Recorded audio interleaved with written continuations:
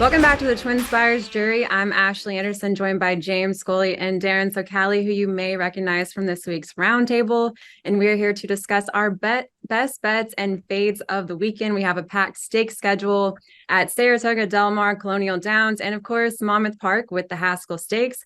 And as always, be sure to check out TwinSpires.com or the TwinSpires app for a number of promos we have available this weekend to help you win even bigger at the racetrack. James, we talked about this on Tuesday. You're coming in hot at Saratoga, 10 of 18 winners last weekend and looking to keep the streak alive. Feeling good about it? I am. I got off to a good start, 3 for 8, a couple races where my picks scratched out. So, on Wednesday. So, trying to keep the momentum going, Ashley. It's early in the meet, but always good to get off to a fast start.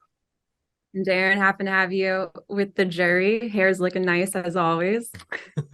Yeah, we had to get a haircut after that humidity in New York City sent it up to like the second floor of my house on Tuesday. But big weekend of racing. Really excited for the Haskell, part of the Breeders' Cup Challenge Bankroll Builder that you can opt into on the offers page at TwinSpires. And we're even unveiling a new promotion this weekend.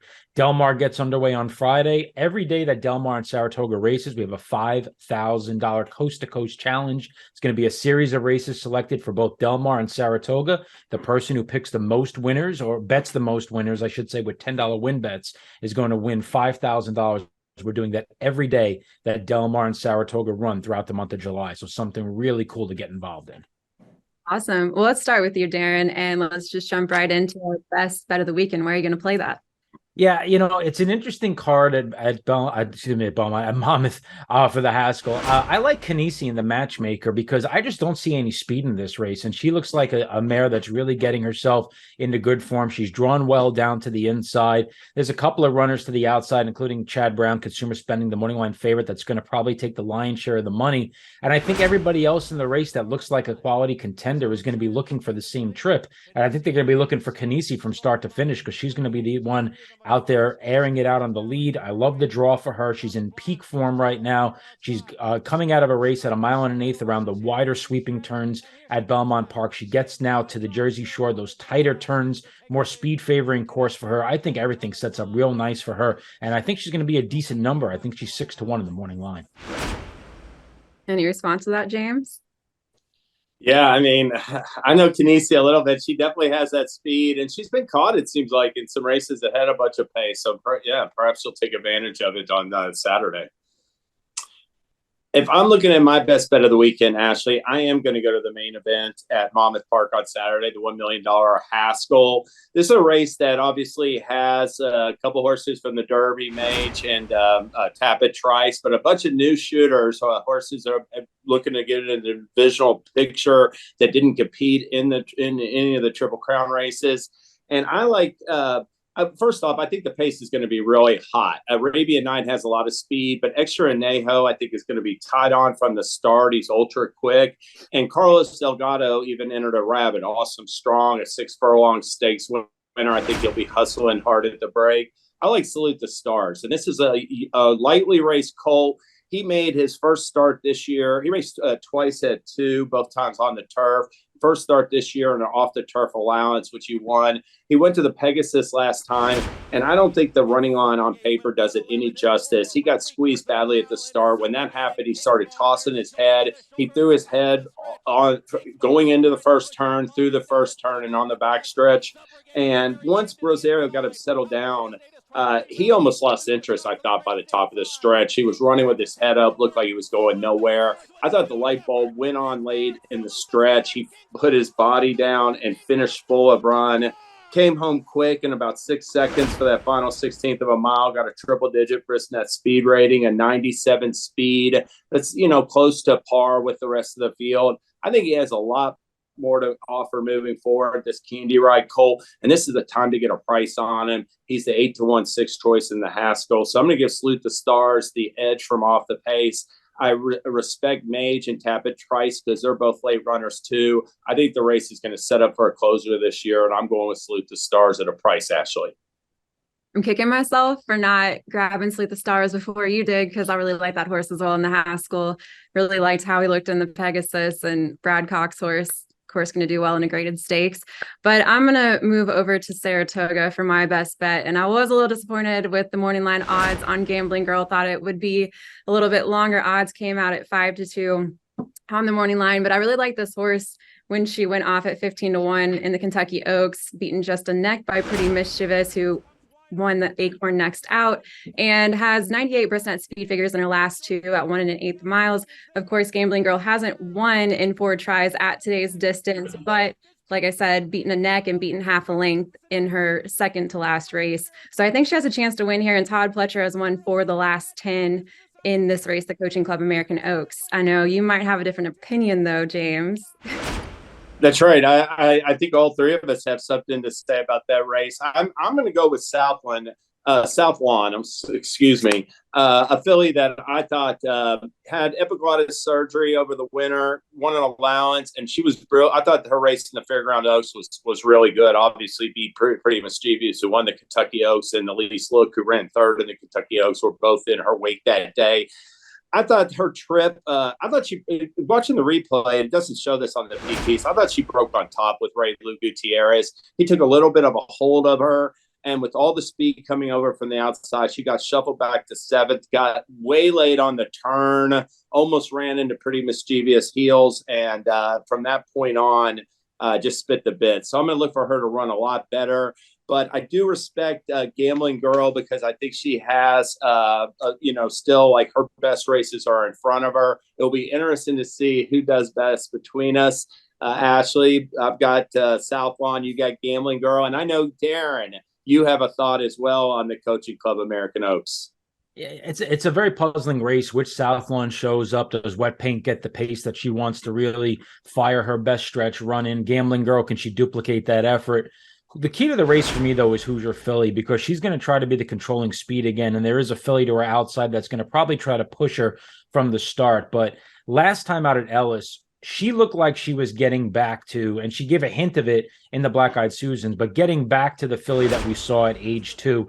And to be honest with you, I just don't think overall this is the strongest crop of 3-year-old fillies that we've seen. And if Hoosier Philly is getting back to that form that we saw, that brilliant form that she had at 2, which she seemed to indicate in the last couple of starts, especially at Ellis, I think she might be the most talented of all of these 3-year-olds in the country, let alone just this one field. And sometimes fillies and mares, they could be weird. They hit peak form. Yeah, they go off form, they come back to form. I remember a horse by the name of Beautiful Pleasure many years ago who was a top-ranked 2-year-old. She ran to Countess Diana the end of her 2-year-old season. She didn't come back that good as at 3. Then she went on a run, won 4 grade 1s, including the Breeders' Cup Distaff when she got back to her best. Hoosier Philly is kind of showing that type of a pattern here, and I think she's poised potentially for a big second half of the year. And she couldn't have looked any better winning at Ellis. It was a paid workout. Granted, a little bit of a speed favoring inside bias that day that Wet Paint probably ran against. But Hoosier Philly, if she runs back to that race at Ellis, she's going to be a handful here. Yeah, I'm hoping that makes her a good race. Oh, sorry, Ashley. Oh, no, I was just saying I was hoping the public would back Hoosier Philly, Wet Paint, South Lawn, because like I said, I wasn't expecting 5-2, maybe more like 9-2 odds on Gambling Girl. So I'm hoping post time I'll get something closer to that. And of course, hope that Gambling Girl finally comes through. Well, let's move on to the horse that we're not backing. I mean, it sounds like we're all backing someone different in the Coaching Club American Oaks, but let's move on to our fate of the week. Which horse at short odds are we not going to play? So let's start with James. I'm going to fade Red Knight in the United Nations, and I think he's going to get bet down to favoritism off of a couple, solid efforts. He ran 4th up to mark in the Manhattan, and he won the Man of War before that. But the thing is that Red Knight, he used to be based at Belmont. He loves the Belmont turf. I think 5 of his 12 wins have come at Belmont, and even though he's run 2 decent races, he's very inconsistent. He's the type of horse I never trust at short odds, even at Belmont, and at a low price, making his first race on that Monmouth turf and being a late runner like he is. I'm going to try to beat Red Knight at short odds. Darin, who's your best fade of the weekend? Yeah, I actually like that fade a lot too. I think Catnip could be controlling speed in a race that doesn't have a lot of pace there and is much more logical at a better number. For me, I'm fading a lot of the chalks in the Haskell, to be honest with you. And I know that's probably not a game plan that's proven to be quite successful in recent years, but Arabian Night is the big fade for me. I cannot take a morning line favorite who has not been seen for 6 months 2 lifetime starts, easy wire to wire wins, catches a field here that's by far more accomplished and better than anything he's run against in the past. He's drawn to the far outside. The race is loaded with early speed. I think he's got to be an absolute superstar, and he could be, but he's got to be an absolute superstar to win this race. And at a short price, he's a fade for me. And I'm going to fade Tapit Trice also, who I just don't think this is the right race for him. I don't like him at Monmouth. By the time he's going to hit his best stride, I feel like the race could practically be over.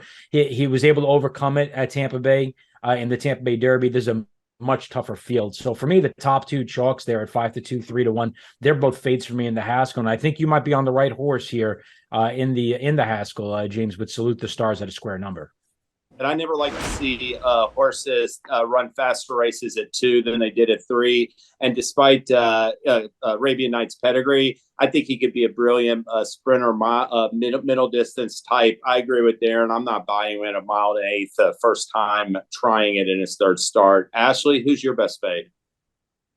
So I might be trying to get too cute here with search results, but 1 for 4 at the distance of 1 1/16 of a mile, and only one when racing in the Molly Pitcher last year. But I'm going to try to beat this horse because I think there's some other competitive runners. I even like the other Chad Brown runner, Distinctly Possible, who's 3 for 4 from today's distance and won at Monmouth last out. And I also am intrigued by Love, the Godolphin runner, who's on a 3-win streak by more than 27 lengths, and will have Tyler Gaffalione on the mount. So I'm going to try to beat search results and go against the public, which I think search results is maybe 4 to 5 on the morning line. So I'm going to stay away from that price.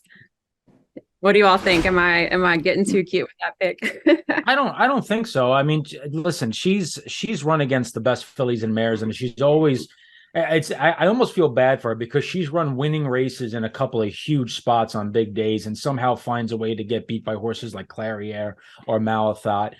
It's one thing to take a shot with her when she's going to be 3, 4, 5-1. It's another thing when she drops down in class and she's going to be 3 to 5 in here. So she's a filly that's very, very accomplished, very good, but has found ways to lose races. And that's a favorite that I would fade just about any time.